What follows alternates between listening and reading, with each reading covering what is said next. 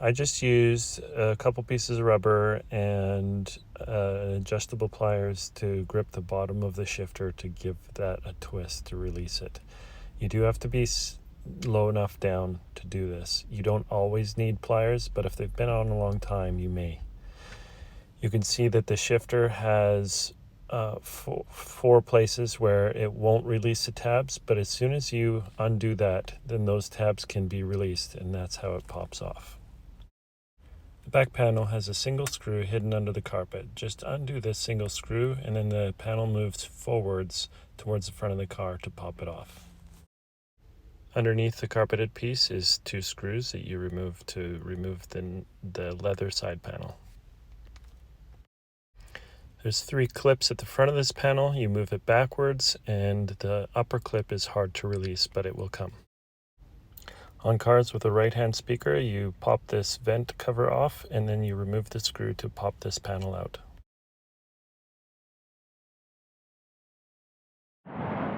Push down the top of the pop lock to pop this connector off.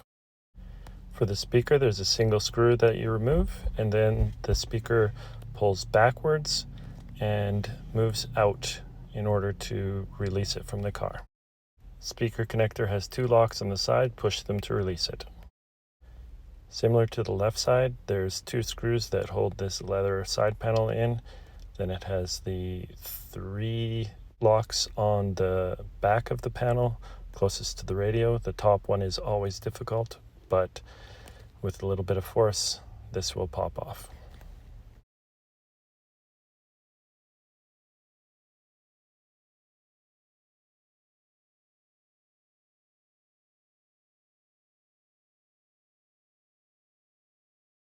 Here I use a skin sheet wedge pry bar tool to remove this panel. As you move along this panel, you'll find different plastic clips. Be gentle but firm in order to pop this up.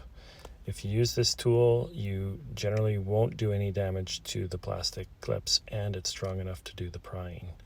You'll see as you move forward, start at the front and move to the back. That's the best way to do it.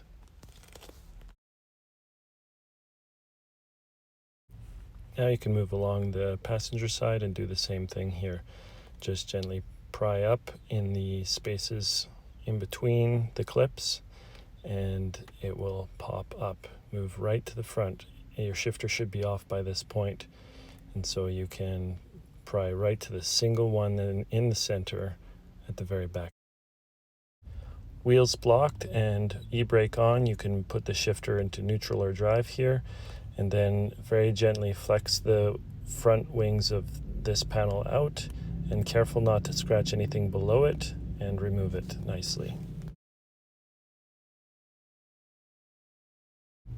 Remove the four screws that hold this second panel on, and it will just come right out for you. Like before, just be careful that the front of this panel doesn't hit any of the other panels to scratch them. You may have to bend it out ever so slightly in order to do this.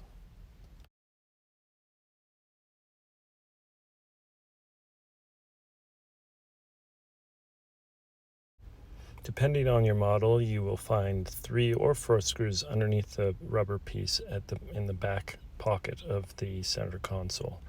In this case, we have the USB and auxiliary connections here, so we'll remove 3, and then that auxiliary piece, again, you gently pry inside the pocket in order to pop that whole panel up.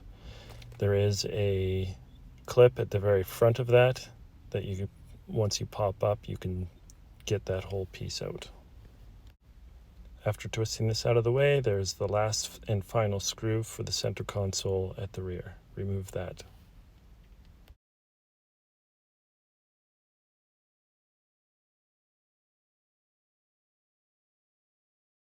If you have the auxiliary panel, it will have 2 connectors on it. First, you have to free up the wires out of all the clips that are there. I've done this one-handed, so it was a little more difficult, but still easily doable. You just have to snake it out.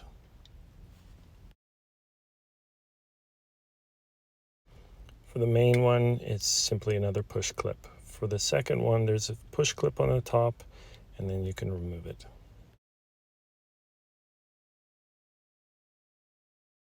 Use a plastic pry bar tool to remove this piece underneath the emergency brake to undo the single screw that's there. There's one screw hiding under this front cubby, so you have to remove it. There's two screws, you remove those, and then that switch panel that's above the cubby will want to come with it. You just move this out ever so slightly, and then you can move this cubby down and backwards in order to release it from its clips. After removing this center screw, you'll find the main harness on the right side just underneath the radio. Push the two push clips and release it. Everything should be released at this point. Now you remove the center console by lifting it up from the back. Be very careful of the emergency brake handle.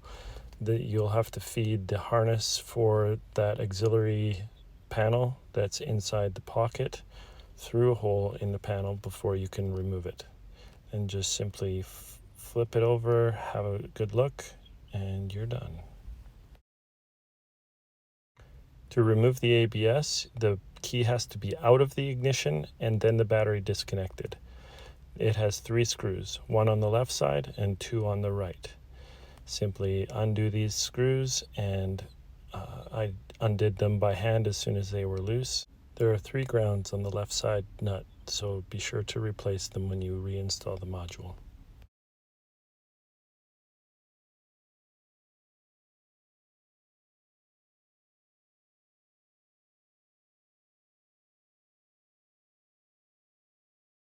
The connector has a lock that flips back and self-releases. Now the module's out.